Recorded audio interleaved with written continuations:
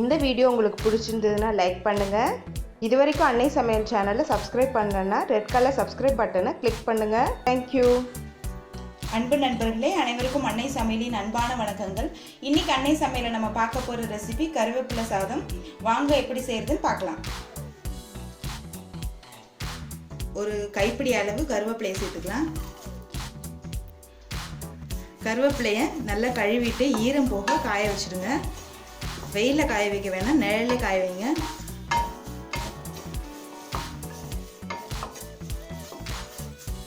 இப்போ கருவேப்பிலையை நல்லா வறுத்துக்கலாங்க.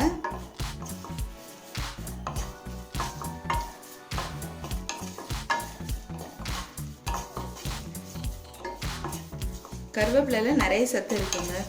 ஆனால் தாளிக்கிறதுக்கு மட்டும்தான் நம்ம யூஸ் பண்ணுவோம். இது மாதிரி சாதம் வச்சு அடிக்கடி செஞ்சு சாப்பிட்டீங்கன்னா ரொம்ப நல்லது. முடி கொட்டுற பிரச்சனை இருக்கவங்க கருவேப்பிலையை அடிக்கடி எடுத்துக்கோங்க. வாரத்துக்கு ஒரு 3 தடவை செஞ்சு இந்த சாதத்தை சாப்பிடலாம்.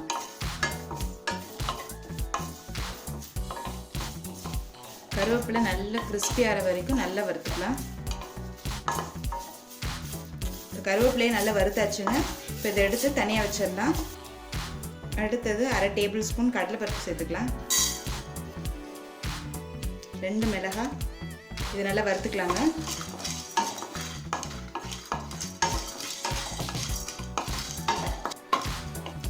இப்போ மிளகாயும் கடலைப்பருப்பையும் நல்லா வறுத்தாச்சுங்க.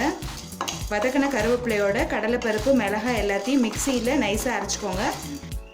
கடாயில் தேவையான அளவு நல்லெண்ணெய், 1 டீஸ்பூன் கடுகு,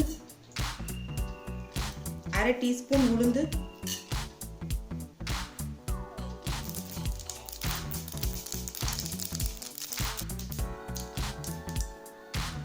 1 டேபிள் ஸ்பூன் வேர்க்கடலை சேர்த்துக்கலாம்.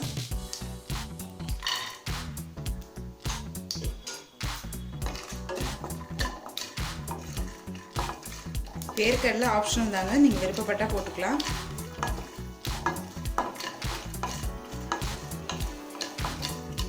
அடுத்தது ஒரு பெரிய வெங்காயம்,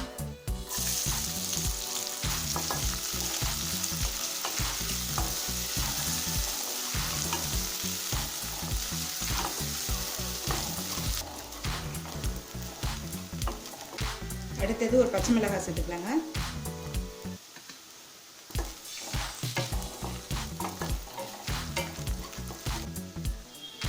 தேவையான அளவு உப்பு சேர்த்துக்கலாம். இப்போ வெங்காயம் நல்லா வதங்கிடுச்சுங்க. அடுத்து சாதத்தை சேர்த்துக்கலாம். நான் 1.5 கப் அளவு எடுத்திருக்கேன். இப்போ நம்ம வறுத்து வச்சிருக்க பொடியை இதில் சேர்த்துக்கலாம்.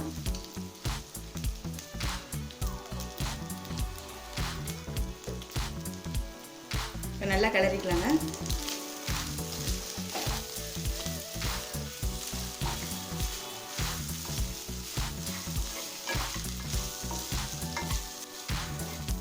அரிசி பார்த்தீங்கன்னா நான் புழுங்கல் அரிசி யூஸ் பண்ணியிருக்கேன். நீங்கள் விருப்பப்பட்டீங்கன்னா எந்த அரிசி வேணால் போட்டுக்கலாம். சாதம் உதிரி உதிரியாக இருந்தால் தான் நம்ம கிளறும் போது உடையாமல் இருக்கும்.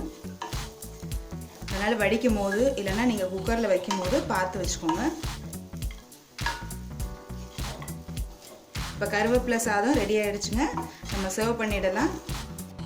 சுவையான கருவேப்பிலை சாதம் ரெடி ஆகிடுச்சுங்க. ரெசிபியை ட்ரை பண்ணி பாருங்கள், கண்டிப்பாக உங்களுக்கே பிடிக்கும். ரெசிபி பிடிச்சிருந்ததுன்னா வீடியோவை லைக் பண்ணுங்கள், கமெண்ட் பண்ணுங்கள், ஷேர் பண்ணுங்கள். இது வரைக்கும் அன்னை சமையல் சேனலை சப்ஸ்கிரைப் பண்ணலைன்னா சப்ஸ்கிரைப் பண்ணுங்கள். தேங்க்யூ.